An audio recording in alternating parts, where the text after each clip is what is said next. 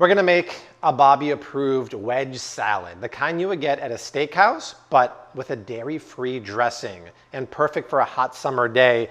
You can't have a wedge, in my opinion, without some bacon. So I'm out of pasture-raised bacon right now, but I found some organic, non-GMO bacon at Whole Foods. I'm gonna put parchment down. This is the non-bleached, non-chlorinated parchment papers. Plus, a lot of parchment has forever chemicals in there, so the fats don't make it through. You definitely don't want those going into the oven. I'll toss down a few strips of bacon and then toss it in a 400-degree oven for about 10 to 13 minutes. Okay, the dressing. This is a really good dressing that I've been refining on stories. If you've been watching me on Instagram stories the last few weeks, I've been tinkering with this and it is proper. It starts with mayonnaise. I'm gonna use avocado oil mayonnaise instead of canola oil mayonnaise. We'll put half a cup into a bowl.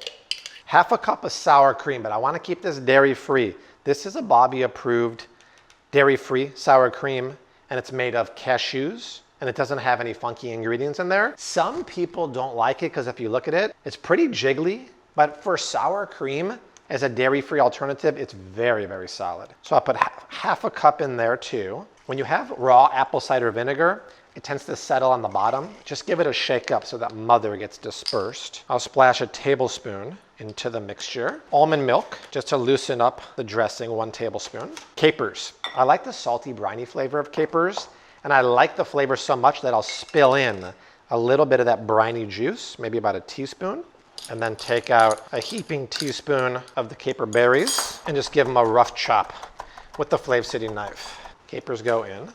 I'll take some onion powder, tap in about a half a teaspoon. This is literally my last garlic clove in the house, and all I need is 1. I'll take the Flav City grater you get in the cookware set. I like to keep the paper on the garlic because it actually protects your fingers from getting grated, and nothing but the garlic comes through on the other side. Smoked paprika for color and that smokiness. Good pinch of Celtic sea salt, a few cracks of black pepper, and we'll give it a mix up.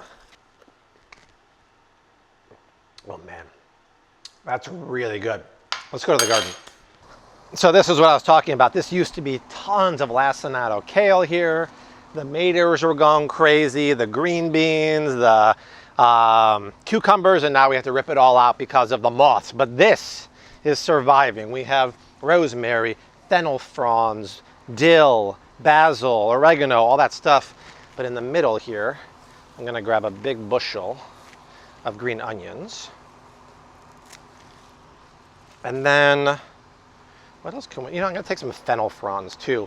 We thought we were planting dill, but check it out, these are the bulb of the fennel. So we did it by mistake, but that was a good mistake because if you can smell that, the fennel fronds are just so darn lovely. Kind of like anise, black licorice. Okay, it's like 102 degrees. Let's go back inside. I'll put a slice on the chives and then a rough chop on the fennel tops. Add that to the dressing. And now it looks proper. This will get better over time. As good as that was now, give it a couple of hours, give it till tomorrow, the flavors just get deeper and better. I know it's not the most nutritious green, but iceberg lettuce is so classic at the steakhouse. I had to buy it, and it's so cold and crispy on a hot summer day, but you can use romaine hearts if you wanted to. I'm gonna cut it into quarters here, put it on my nice platter. That's the timer for the bacon. Let's see what's going on over there. Bacon's done. Oh, yank that. We'll get the bacon out of the bacon fat. If you want it to be resourceful, you would save this fat and maybe make your eggs in it tomorrow morning. Now, before I put the dressing on the iceberg, I want to season it because it has no flavor at all. So I'll take some really good Celtic sea salt and just get it in the nooks and crannies there. Then I'll take my dressing, pour it all over the wedge, and I want it to get in those cracks. These cherry tomatoes, it's like the sugar bombs, the flavor bombs. I wish they were organic, but I'm pretty sure they're greenhouse or hothouse grown, so they don't have to use as many chemicals.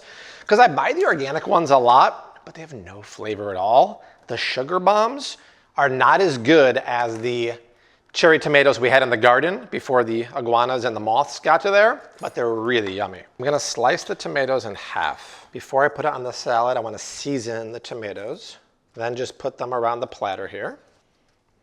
We'll get the bacon, just roughly chop that. Oh my gosh, so good. Scatter that on the wedge. And one more garnish here. My friends, first of all, what do you think? That looks totally beautiful. It's 100% Bobby approved. You make a piece of steak, chicken, and fish and serve it with this salad, top notch. And I love how you just basically eat it like it's a steak. Wow. The flavor, off the charts. Try this version. No one's gonna know it's dairy-free. No one's gonna care. I'll type up the recipe, put it down below, tag me on social media when you make it.